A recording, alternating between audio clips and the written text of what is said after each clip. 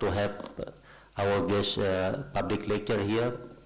And of course, in the same time, we will launch our center, that is Center for Religion and Climate Change. I don't know whether my statement appropriate or not, but the point is about the climate change, religion, and how we develop in our university. Again, I officially open this public lecture, and you hope you stay here until the end, and you can enjoy the lecture. Thank you very much. Assalamualaikum warahmatullahi wabarakatuh. Waalaikumsalam warahmatullahi wabarakatuh. Give applause. Thank you, Professor Asef Saifuddin Jahar, for your warm and inspiring words.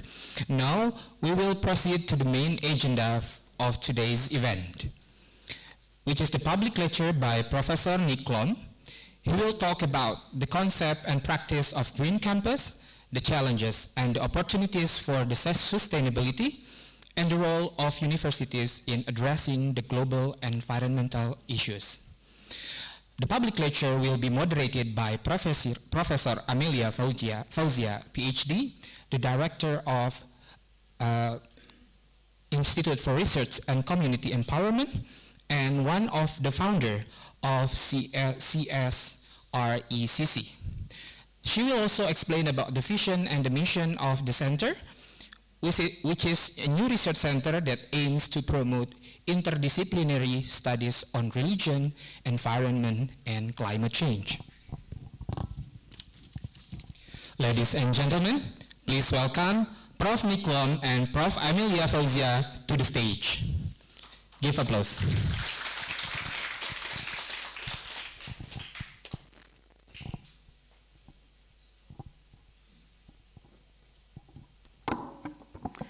Bismillahirrahmanirrahim.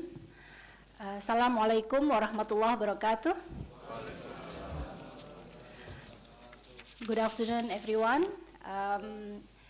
Honorable Rector of UIN Syarif Hidayatullah Jakarta, Prof. Asef Saifuddin Jahar, Honorable our main speaker, Professor Nick Klom, who is Vice Chancellor and President of the Central Queensland University, and also here we have Professor Pierre Viljoen, also from the Central Queensland University, Professor Maila, who is the head of the our international office of UIN Jakarta, and dear participants, I would like to mention head of bureau,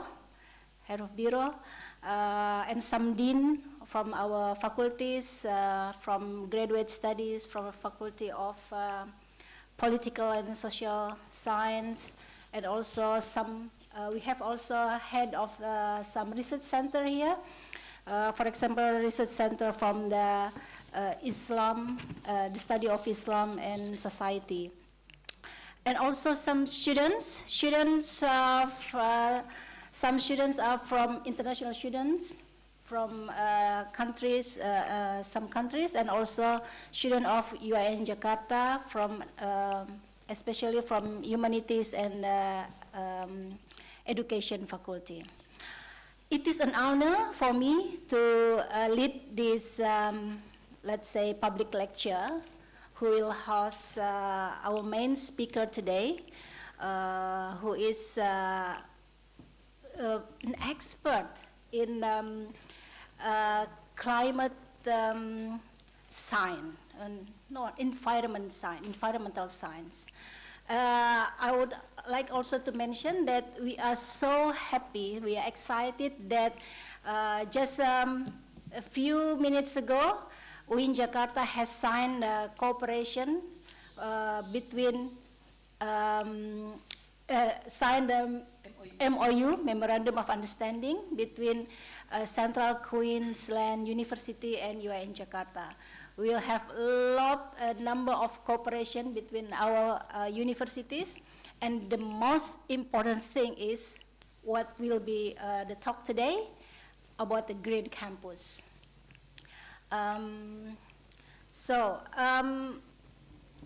We all really welcome the coming of Professor Nick and the team, but maybe unfortunately, the Jakarta climate is not quite welcoming. With the pollution, pollution level is very high, you know, right? And to say this is quite dangerous actually, unhealthy for living. And also, we have now having quite an extreme El Nino in most of the cities in Indonesia. So we know government is trying to do something, NGOs, but we at the university, we have a very crucial contribution to also contribute to the bad damage of the climate change. So here we are, Professor Nick Klum. He is Vice Chancellor and President of Central Queensland University. Well, he has very impressive academic career. Prior to his appointment as Vice Chancellor, Professor Klum was the Deputy Vice Chancellor at the University of Canberra, and also before that, also Dean of the Faculty of Science at Charles Sturt University. Professor Klum holds a Bachelor of Applied Science degree from Curtin University, first-class honors from Murdoch University, and PhD in Environmental Science from the University of Glasgow. In addition to his extensive teaching career, Professor Klum was a science correspondent for ABC Radio for over 10 years and has produced books and over 60 referred publications. Very impressive, despite your very busy time as in the office, right? And Professor Klum is recognized internationally for his research in applied ecology and environmental science, and that attracts several large national competitive grants before him. So I don't want to talk about Green Campus. This is a time for Professor Klum to talk about Green Campus. But the most important thing that I would like to underline is our rector, our university has now put the Green Campus as one of our priority program, but we haven't started enough for that. So we really wanted to learn from your expertise and also how your university implement the Green Campus program. So we are here to listen carefully to what you said. Please, time is yours. Thank you, Professor Amelia.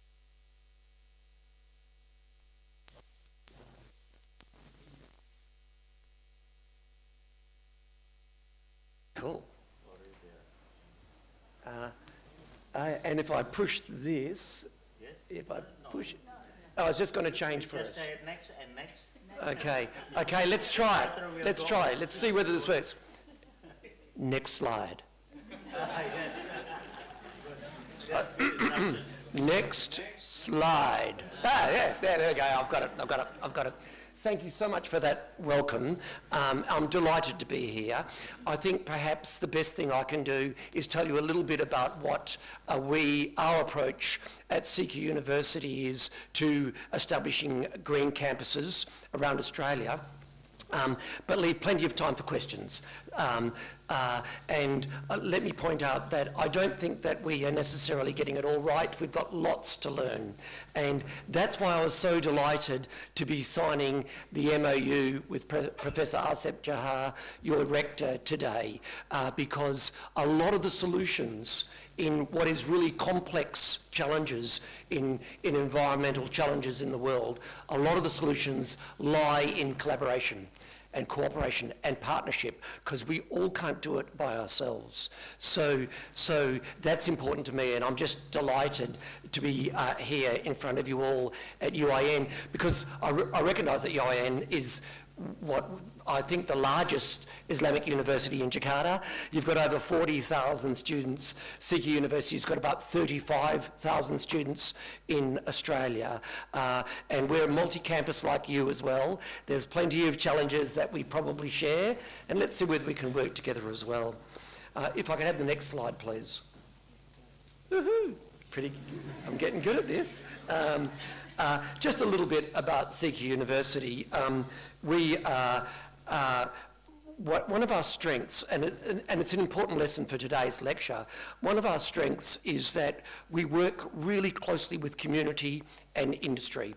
And it's our strength because it actually provides a lot of the solutions to challenges. But what that also means is that it's great for students, because it means that our students just walk into jobs, really one of the highest graduate employment rates, because they've already had that association with community groups, with government and with industry. That's important, but it's also important because in Australia at least, and more around the world, wherever you get jobs around the world, companies, governments and community groups are committing more and more to environmental goals. So their agenda more is not just profit, but also how they can achieve sustainability. And so even if you're an engineer or a health worker or a teacher, sustainability will come into part of your work more and more into the future. And so coming from UIN puts you in very strong position, because you're used to working with community, just as we are at CSRECC University. So I'm meant to be talking to you about green campuses. Green is really interesting, isn't it? I understand that green represents paradise and peace in the Islamic world. Is that right? Someone told me that. I think that's beautiful. In Australia and in many other countries, green represents sort of sustainability, if you like, or conservation. And there are different shades of green. Sometimes people want to pretend they're green, but they're just doing it for the look, and they're not necessarily committed to it. I think that's gradually changing in the world, and I'll demonstrate to you in a moment that CSRECC University is genuinely dedicated to actually making the world a better place sustainably. Can I touch on sustainability a little bit? Perhaps the next slide will keep us moving. There's lots of different ways to talk about a green campus, and there's lots of different ways to talk about sustainability. And so what we decided to do was focus on what the world means when they say sustainability. And so we turned to the United Nations Sustainable Development Goals. And for those of you who don't know, there are 17 UN SDGs created by United Nations. I'm sure you're aware of it. And they cover all sorts of things, but they recognise that it isn't just about the conservation of a rare and endangered animal. It's actually about education. It's about community empowerment. It's about education more generally. It's about inequities in our society, and if you start addressing all of those issues, you can also start addressing some of the challenges environmentally as well. And that has been an important lesson to us. If you had enough money, you could throw money into locking up some land and protecting a species. Would that actually be a sustainable approach? It might be for a few years. But what you need to do is think about how you're changing society, how you're changing attitudes. So the animals you're protecting and the land you're conserving and the approaches that you take to use of resources is sustainable in the longer run. If you start thinking about that, then suddenly it's about people, it's about the economy, it's about education, and lots more other stuff. So I congratulate you, and I'm just delighted and humbled to see your launch of the CSRE, because I think you're approaching it just from such a terrific approach, from a religious background, from a community background. Professor Amelia, I love your title, Research and Community Empowerment, because they have to go together. You can do research in some esoteric blue sky area, but are you actually helping and creating knowledge that actually leads to a better world. So I'm delighted to see this, and I'm not surprised that Professor Pierre has told me we need to have a relationship with UIN. They're a really important university, and I'm delighted to have signed the MOU today. So we have spent several years working on the United Nations Sustainability Development Goals. And we've been started now getting in the top 100 of many of those goals. There's 17 of them, so we're not winning in every area, but we're getting in the top 100 of universities around the world. So we're slowly getting there. And we started off not very at a low base. So I guess I'm putting up this slide, A, to show off to you all, but B, to show you that you can move pretty quickly and get recognised pretty quickly if you are committed to these areas. If I could have the next slide, please. This is Dr. Uma Mamatahina. Dr. Uma Mamatahina. She's an electrical engineer at CSRECC University, and she's working on how you feed renewable energy into microgrids and into the power grids of Australia. You'd think it would be really simple. Get some solar energy and pump it into the grid, but it's a lot more complicated. And the more we look at it, the more we realise there's so many areas of research that we didn't think about. And so our approach to this more than anything is, let's see what we can do to support all the different companies, organisations at a sustainable campus. And there's lots of things you can do. One of the first things is, as you see there, is to make sure that you're working as a partner with your industries. And you wouldn't think I'd start off with this, would you? You'd think surely you just pick a green project, but actually industry and community are very keen on this space as well. So if you turn up to them, instead of saying, I know what you need and I'll fix it, you turn up as a genuine partner and you say, what are your challenges?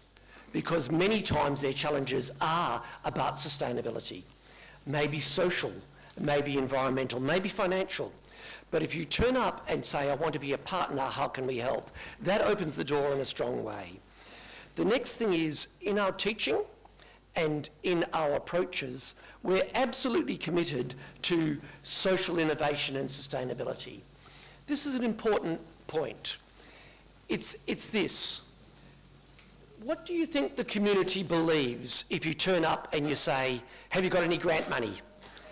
What can we do that can make some money and make us famous? Okay, so no one's got to think that you're authentic or approach. But if you turn up and say, our principles and our mission as a university is, what can we do to make the world a better place? And we will build it into our curriculum, into what we're teaching our students. And our students will graduate and they'll have a mindset of social innovation, how they can give back to society. Can you see how then suddenly that opens the doors with government and with community? Of course, don't underestimate education and awareness more generally. If I talk about it, that's easy. But if we give examples of what we're doing at the university, people recognise that we're doing it seriously. So, for example, we have various awareness campaigns to reduce electricity use, to reduce the use of single-use plastics. We are making sure that everyone understands that we get 50% of our energy from renewables. We're about to renew that again next year, and we think we can add another 20% to that. So we're setting the goals, and we're making sure that everyone's involved. Just on that point, if I may, just really quickly, imagine if I said to you, I've got this brand new innovation. I've just got this brand new discovery, and I can save 15% on your energy use, 15% on your costs. If I could say that, would you be interested in what I have to say? And it's really easy. You'd go, okay, Nick, come on, tell us what it is. It's awareness. You can change, without changing one light switch, without changing any of the other things that you can slowly do when you get the money, changing your heating and cooling and different technologies, you can get a 15% improvement by social awareness, by getting people to just be a little bit more aware. A few stickers next to your light switches saying, turn it off when you leave the room, thinking about your air conditioning and your use, just thinking a little bit more clearly. That doesn't mean that you have to be really tough on everyone, just a little bit more awareness, and most companies report 15% improvement. So there's an easy start, isn't it? You'd take that immediately, wouldn't you? And also, and here's the important thing, our students then learn from that, and they go into communities and into industry, and they have a mindset where they can help industries as well. So we produce better graduates because of that awareness. And another thing, don't underestimate who's watching you. The community is watching us right now. They want to know what UIN are doing. You are leaders in the community. They expect us to be leaders, and they expect us to lead by example.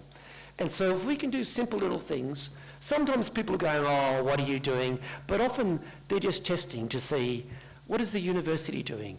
What can I learn from that? So I always think never underestimate leading by example. But let me give you some more technical things that we've done over a little while, because I'm sure you're here for that as well. If I could have the next slide, please. We've managed to reduce our energy use by 38%. Some of that is social, as I just said, and some of that is to be thinking about putting in more energy efficient appliances. So whenever we are replacing machinery, we're upgrading our buildings, replacing a light bulb, we think immediately, what do we do to think about the lower energy? So that gives you a big return really quickly. Just quietly, your rector will be very pleased about that as well, because it's saving money. And if I forget to say it, this is important for all you graduates as well. You can't turn up and say, we must be green.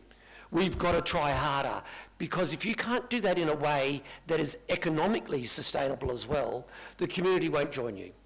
You have to have ways of being able to demonstrate things that are good for the environment, that for little cost or no cost, or especially saving money, industries and other people can copy you. If you can do that, it's a win-win for everybody.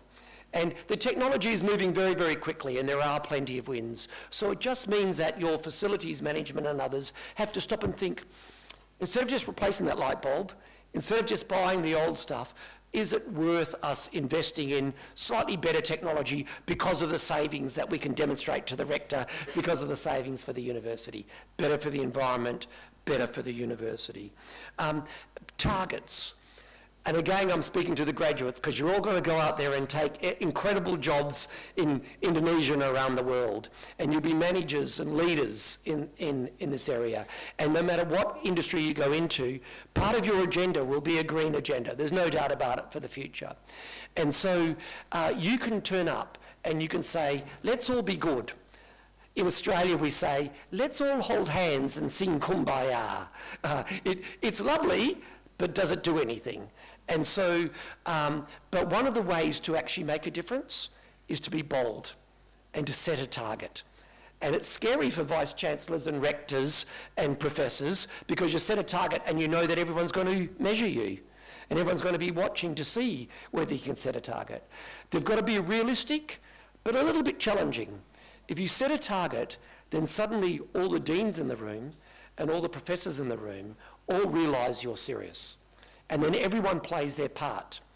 But if you say, we're all going to try really hard, no one knows whether you're serious or not. So when you are the leaders and managers of organisations around the world, be thinking about that. It's a bit scary, but it is the bold thing to do. And that's what I found as well. And people will forgive you if you've got bold targets and you just miss it, because they can see how hard you've tried. They won't forgive you if you just, what we say in Australia, wishy-washy. You haven't really set a goal and you're just saying we'll all try a bit. That isn't really going to shift the dial and make improvements. it is a little bit easier for us if we go to the next slide, because Australia is moving very quickly on providing renewable energy more generally. So, for example, this is a solar farm in Columbulia, a town just south of me in Queensland, and a huge solar farm. And so when we connect and get our energy from them, we know that it is green. But not all countries, not all locations have got this opportunity. So Australia is moving slowly. Maybe Australia is moving quickly, not fast enough for me. I'd like to move faster, but Australia is moving and thinking about wind energy and solar energy and other renewables. And CSRECC University, and we'll join forces with UIN, are working on all of that research as well. You'd think it would be easy. Put up a solar panel, plug it in, and it'll be fine. But what I've discovered over the last few years is that it's really complicated and really challenging, but really exciting. So don't recreate the wheel. As your companies and as your country moves in this direction, please pick on us. If we can bring expertise or in our partnership and work with you closely, let's do that. Partner up, because the world is very keen on sustainability. So let's not work in isolation. Let's work in partnership if we can.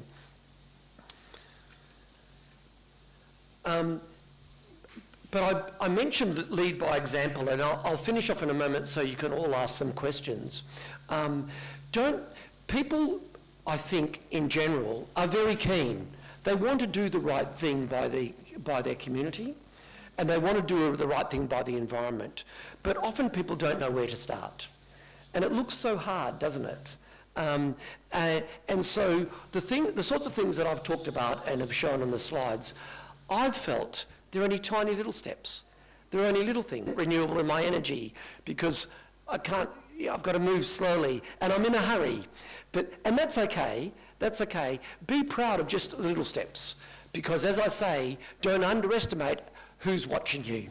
You won't even know. Your neighbours, your friends, other companies, other universities are watching to see where you go. And so one of the things we do is try to involve our staff and students in small ways. And one of them is lots of tree planting to increase the habitat for native animals in Australia. And another one is we have something called Clean Up Australia Day. Clean Up Australia Day, where everybody, one day in March, everybody races out with bags and from workplaces and schools, and just pick up rubbish. Australia is pretty clean, but you'd be surprised how much rubbish ends up in streams and by rivers and on the sides of roads and that sort of stuff. And we involve our staff as well. I don't mean this, the important thing here is not that we're picking up rubbish. That's important, but it isn't the most important thing. The important thing here is that you're giving opportunities to everyone to be part of the solution. And people are proud of that. And it's okay that just one day they've picked up some rubbish and they've been part of a group, because they also hear through emails from me that we've done this in energy. We've done this in conservation of land. We've done this in the protection of wildlife, and they're proud of that as well. So not everyone can do everything, but if you can give opportunities for everyone to be a small part of the solution in the industries that you go to work in or in the university right now, I found that is important as well. When politicians turn up, and I'm at the ASEAN conference in 2 days' time, our Prime Minister is flying into Jakarta in 2 days' time, they listen a little bit to Vice-Chancellors when I say something, but when the whole community is saying something, they definitely listen. They know there's votes in it. So part of your power is to involve everybody, to involve everyone and get them behind these sorts of initiatives. And that will allow you to do so much more than anything you could do yourself. Hey folks, I'm just delighted to be here. It's been an absolute pleasure to sign the MOU and formally forge a partnership with UIN. And please keep on inviting me back. I could talk to you about all sorts of wildlife conservation and other things, if you'll have me. But today, delighted to just talk about just a few things that we're doing at CSRECC University, the sorts of things that we'll work closely with UIN. If there's anything that we can collaborate on, that would be great. Good luck, everyone, with your studies. Delighted to be here. Thank you. Thank you. Thanks so much, Prof. Klom. It's very systematic, short but very powerful ideas, and not only big ideas but also how to implement the green campus. It started from the green is like sustainability, following the 17 Sustainable Development Goals, SDGs, that we know, this framework. And then it's impressive to see 7 programs that has been implemented by CQ University, from industry-informed research, from the research, from curriculum. I will touch Professor Didin about because he's having a research on how the curriculum of UIN being inserted with the ideas of green campus, environment, etc. Curriculum, and then the education awareness campaign for staff and students, and then reducing energy consumption, selecting more energy and water efficient, designing building, green building, right? And then implementing small but in fact impactful actions. And the way Central Queensland University did with the interesting strategy, set a target, and try to move everyone, involving staff and students, and maybe community too. Everyone could play a role. Everyone could do a part to be for the solution. This is very nice term that I got from you.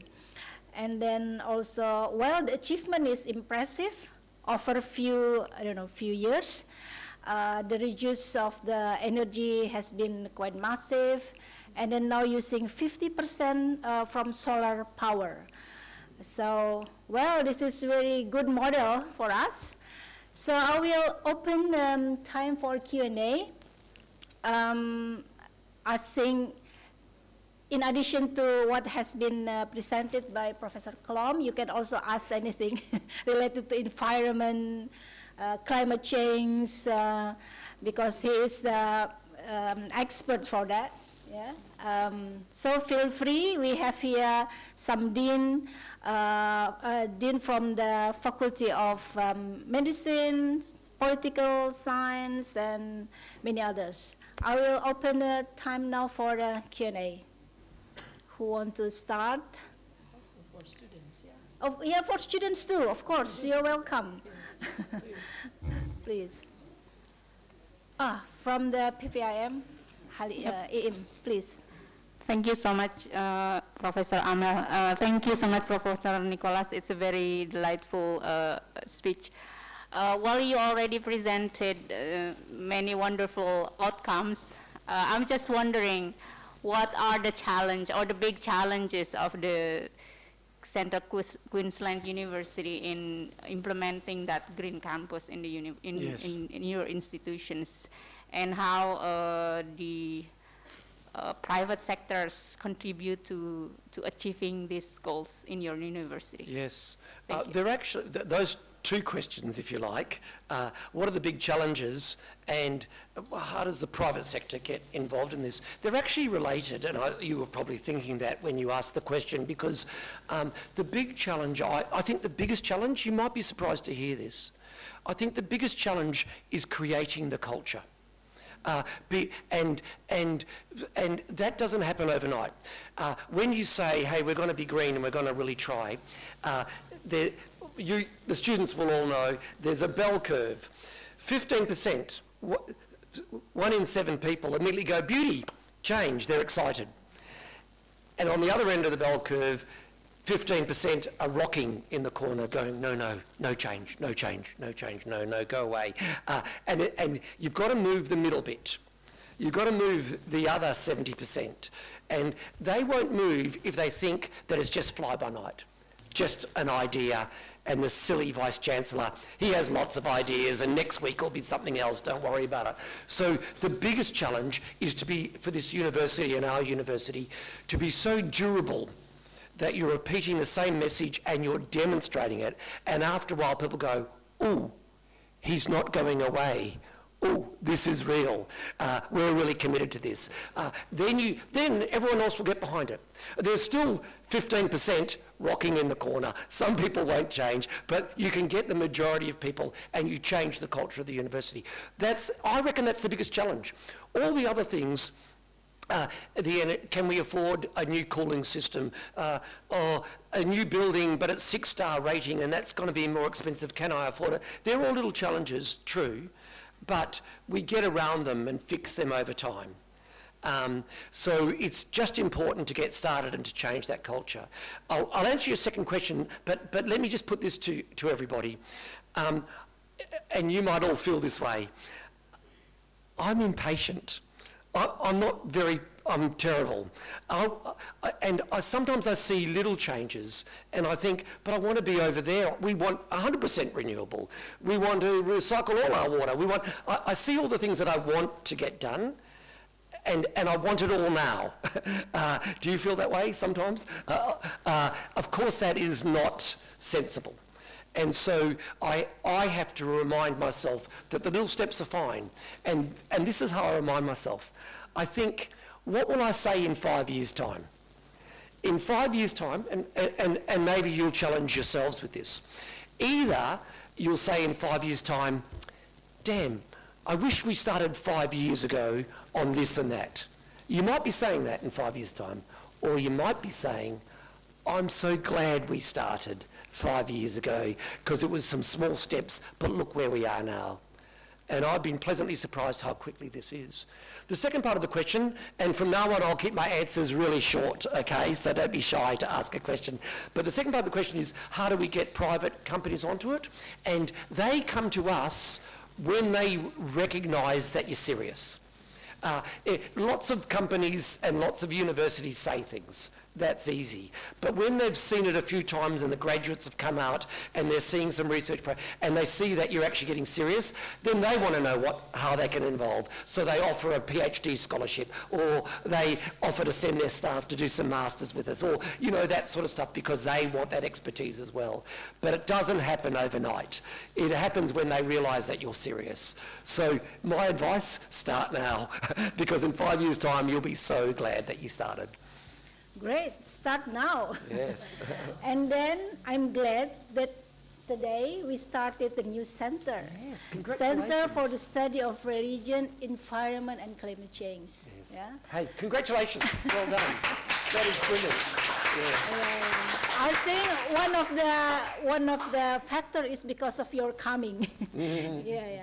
So we are thinking that we need to do something for the Green Campus, and then we can make use a lot of the collaboration program from 2 universities.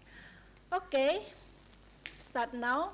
Open for the question now. This is the center, the beginning of the center. Ah, okay. The announcement. Announcement. Okay, we listen. We'll see.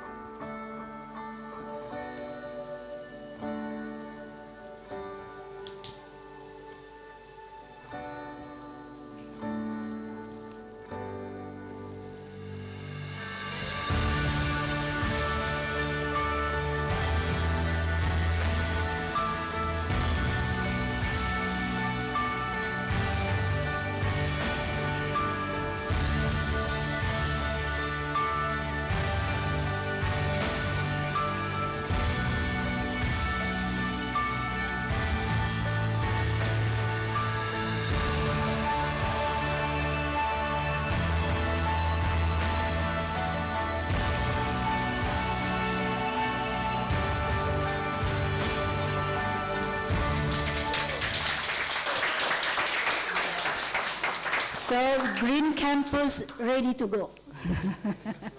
Yeah, thank you. So now I'm open time for anyone to ask or to comment.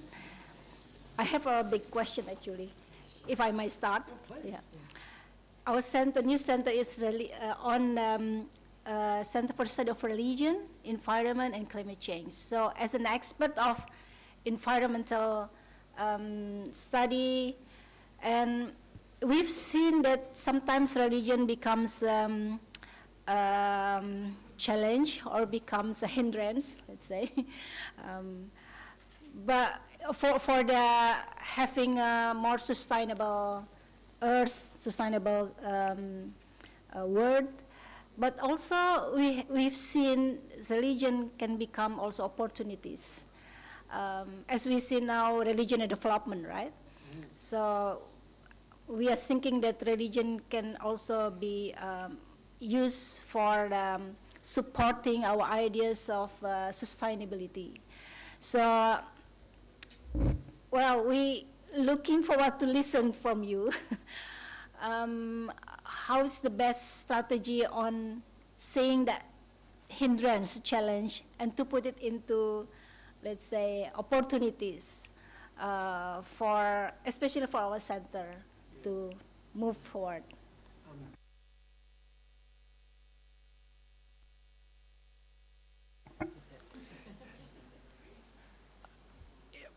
My understanding of Indonesia is that Islam is so fundamentally part of your culture and your community. So I'm intrigued but impressed with this centre name and this approach, because I've said a few times that you need to engage everybody else. You need to engage the community, and fundamentally in Indonesia that means thinking about religion, religious beliefs, and religious leaders. And I see no incompatibility. I see every reason why care for your fellow human involves care for the environment. And so I see every reason why this goes together fundamentally well. But importantly, there will be many people in your community that will be that are strong influences. By the way, I don't just mean on the mobile phone influences. I mean leaders in your community, in the Islamic community and elsewhere. So look for opportunities to invite them here. Look for opportunities to talk to them. Look for opportunities to, without showing off, to just quietly demonstrate what can be done. And you'll be pleasantly surprised how then they will say, oh look, I was just at UIN and they're doing this, and isn't this great for the world, great for the community, and absolutely consistent with our beliefs. So I think embrace it, and well, because that's what you have to do in Indonesia anyway. It's so fundamentally and importantly part of the community. But I think the two go hand in hand really well in this community. Okay, great. Thanks so much. Well, from our dean, yes. Hey, who's the bravest student here? No, from a dean from the Faculty of Political Science, Politics and Social Science, please. Oh. Thank you. I enjoy your presentation. Thank you. And then suddenly I feel that since I think 4 years ago, we already initiate to have green campus in our faculty, but still then the progress is probably still very limited. That's the problem. And yeah, I agree that we need to start with the culture, because it seems that all stakeholders, students, lecturers, really want to, enjoy the easy life. Like for example, we have, we are very lazy to use stairs in our campus. People prefer to use lift rather than stairs. Then we need to have like how to encourage people use stair rather than lift, for example. And then I wonder your initiative or your idea about how to integrate curriculum, green campus curriculum, green campus into the curriculum. So I think this very interesting. We need to learn how to make to introduce environmentally friendly to our student, and probably you can explain how this the green campus curriculum introduced in your university. Thank you. In response to your first comment, I detected a note of frustration that it can take so long. I really do understand that, everybody. But let's not pretend that you'll be able to click your fingers and this will happen. Just take the small wins. For those of you environmental scientists here, we talk about population growth curves, and it takes ages for a small population, and it looks like even though they're having young, and the young are having young, and the young's young are having young, it just looks as though it's not doing anything. And then you get to a point where it's all exponential growth, but you really suddenly notice it. That's when the politicians turn up and say, "Oh, Nick, good boy, Nick, you've had an overnight success." And you go, "No, we've been working on that for the last 10 years. But it takes a while before you really start seeing that. Apologies for the stats, but that's typical of population growth. It's also typical of interest rates, if you owe money to the bank, and typical of ideas and culture as well. So don't lose heart. Just continuing to do things slowly changes culture, because you get a few more people and they influence others. My marketing people, I don't know whether it's the same in Indonesia, but check this out. My marketing people say this, that every individual influences 16 others. 16 others, but you don't know it. But 16 other people, brothers, sisters, neighbours, friends, are just watching to see what you do. And maybe you pick up a bit of litter, or maybe you turn off the light when you go out. You have no idea that you've influenced people, but you're influencing people all the time. So the first part of your comment is, it is frustrating if you've been doing it for years and it seems like you've hardly moved the dial, but that's the way to start. That's the way to start. What was the second part of your question? Curriculum, yes. You're a dean, aren't you? Dean of, is it science? Social and political science. Because in my last two universities, I've said we're going to build in sustainability and we're going to build in Indigenous knowledge, First Nations knowledge into our curriculum. And when it's new, deans say, "Oh, no, we can't possibly, the curriculum is crowded, there's so much to fit in." So there's sometimes resistance, and I understand that, because the deans here, they're all delivering and making sure they meet all the quality standards of accreditation groups and government requirements. There's pressure everywhere. But you can gradually change. You can just get a few people to change a course or two. Just add a bit here or there. Talk about in one or two courses, in subjects, talk about the UN sustainability goals or something, and then everyone learns from each other. Then they say, "Hey, fellow dean, how did you do it?" Or, "The students are talking about this lecture, can I borrow that lecturer for our classes?" And that sort of stuff. But it just takes a little bit of a change, and be durable, don't give up, and you gradually see a change. And as I say, a couple of people have commented on some of the numbers that you saw today, and they think that it happened in the last week, but of course it's been happening for years, and we're only just seeing some of the results now. Yeah. Okay, great. I think it's we need to be durable. We just at least we have already the dean already try to implement the green campus, so we will, the center will help her. Don't worry. Okay, I will invite from students now.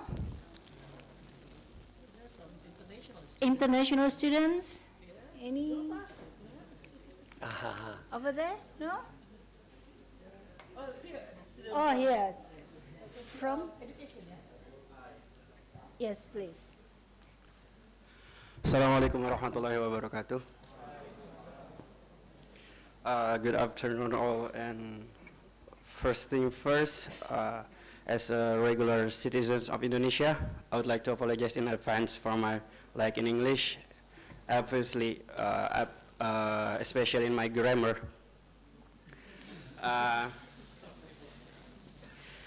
So you said that from two university, UIN and CQ University, have signed MOU. I'm sorry, but I didn't quite catch what the MOU is all about. This question is maybe more for our lecturer from UIN and our professors. Will there be any what is the MOU all about, and will it involve our students more heavily, and then will there be any scholarship in that MOU? Will there be any programs, scholarship programs? I don't know. I don't know. And then our memorandum of understanding. Thank you, Prof. Amelia, and thank you very much for your question and your curiosity about the MOU. So the MOU signed that CQ and UIN Jakarta are agreed to work together, and it's in few fields. For example, the exchange, the student mobility, and then the visiting professor program, research collaboration, and then authorship collaboration. And so I would like to let you know that CQ is actually the second number university in Australia under the scholarship of Ministry of Religious Affairs, or now Beasiswa Indonesia Bangkit. So it's a very good place to apply, and they are very accommodative. In my experiencing, graduated from Islamic University, so you get a chance to continue your study to CQ. Yes, thank you. So are you ready? Prepare yourself for the scholarship and exchange and mobilities, etc. Okay, I still have time, right? Yes. Okay. Professor Amelia, I'm very impressed with your students because and I'd still be in your final exam. So. Oh, Professor. Jadi silakan kalau ada yang mau tanya, ini bukan ujian, this is not an exam. Ada lagi, please? Yes, please. This is from the Faculty of Arts and Humanities. Assalamualaikum warahmatullahi wabarakatuh. My name is Adam Muhammad Fikar Setiawan from FAH. Faculty of Arts and Humanities. So I want to ask you about the nuclear energy and coal energy that Indonesia always use for the electricity in this country. I want to ask you about is nuclear is good for the environment of our country, or is just some not a really good energy for the earth? Thank you very much. Wow. Wow. What a big question. Amazing question, yes. I should write down your name later. Yeah, talk about, and everyone should do that. Because if there was a simple answer, we would have all done this years ago. So all the easy challenges have all been solved, folks. I'm sorry to say that to all the students here. The ones that remain, and this is one of them. And I suspect the reason why we don't have a simple answer is because it's not simple. And for example, in Indonesia, there may well be a mix of different. We would like to learn about how supervise. Yes. We're doing a workshop on that topic. Maybe supervising how to supervise students, and I think that's all. We very happy for that. Thank you. That is terrific to hear. For those education students, and perhaps for everyone, Professor Stephen. I'm in near campus. In your campus also, there is something like that. Power source. Yeah. Yeah, power source. Yeah. I think the short answer is no. We're connected to the main national grid, if you like, for our power sources. Is that what you mean? But how about this for some interesting problems that we face? More and more cars, more and more people in Australia are turning to electric cars. And you'd think that that would be easy. They just pull up to the electrical grid can't handle it. So we're now having to think substations. Maybe that's what you're referring to, what we call substations, to be able to handle these problems as much as anything else. But it is interesting. It isn't straightforward. We all have to do this and the world will be easy. Even solutions sometimes come with their own challenges. But I'm not sure whether I answered your question. I mean, because now even our government also push we to use the electricity power for car or maybe motorcycle. So we thought that maybe we have one of the power station in our campus will help other who wants to use it. Is yes. it? Yeah. And it's a great idea. I would love that. My own renewable power station giving power to the university. But we probably don't have to. We don't have to. I'll tell you why. Because we're getting more than 50%, it'll probably be 70% next year, green energy anyway through the grid. But we probably will have to create these, what we call substations, just to control the electrical flow for the growing use of electric cars, which will be really interesting. So we might have to solve that problem yet on every campus. Okay, thank you. Great question. I want to invite one more from Prof. Didin Shafruddin. Please, because he has a research on... different Didin, because we met another Didin. Yeah, I know. We have so many Didin. Where is he? Yeah. Hi. Hi. Yeah, I'm from the Center for the Study of Islam and Society, one of the research center in this campus. And we are still conducting a research on how far the climate and the environmental issues integrated to the whole component of the campus. And not just this campus, but also from another 5 Islamic universities, still collecting the data, doing FGD and interview. And one of the findings that we have is that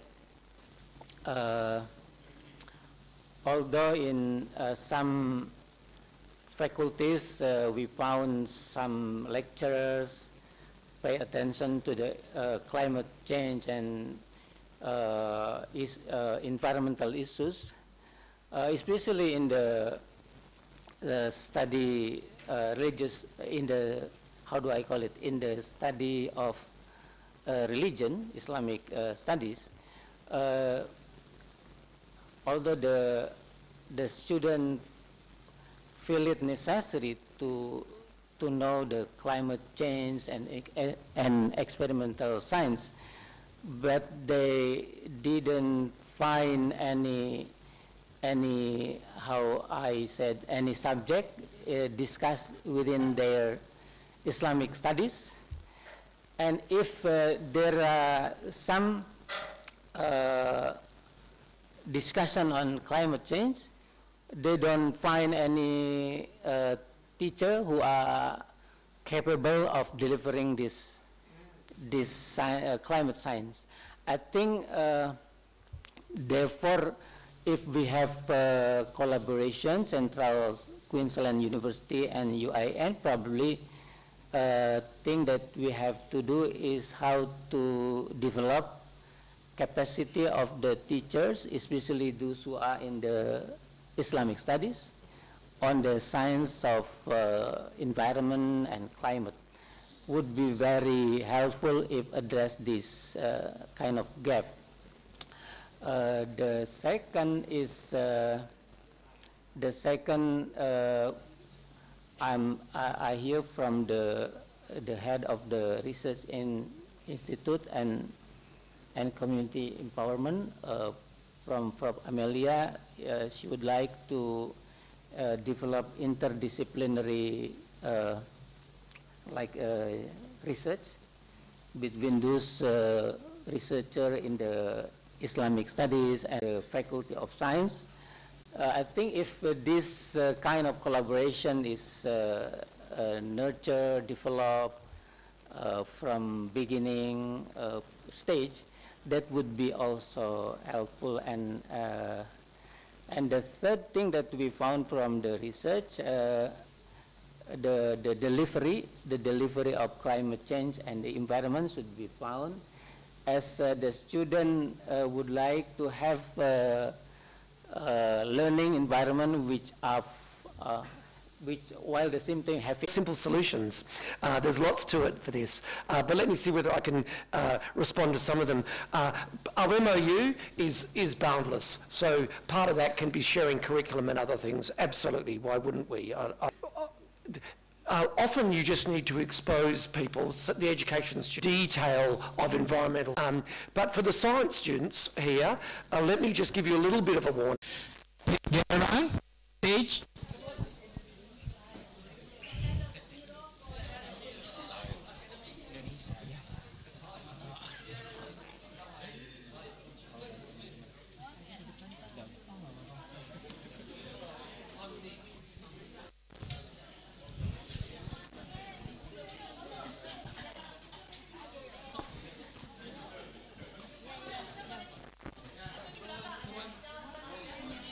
Stand behind the stage, so the stage behind is also higher, so you can stand behind.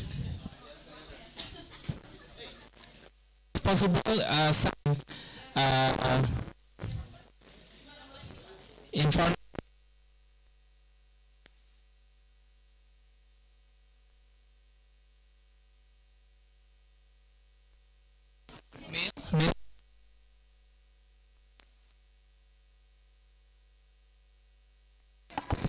Yes.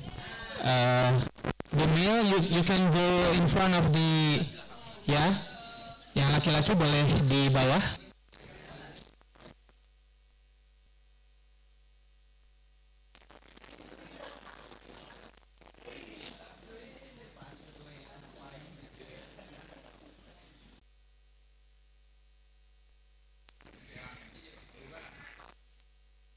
Prof. Nick Klom and Prof. Amelia Fauzia for their time and contribution. And last but not least, we would like to thank all participants for your attendance and in wabarakatuh.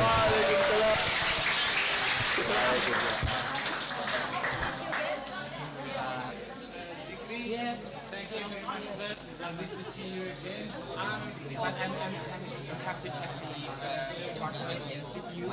We just also same field. The first question. I want to thank you very much. Lovely to see you again.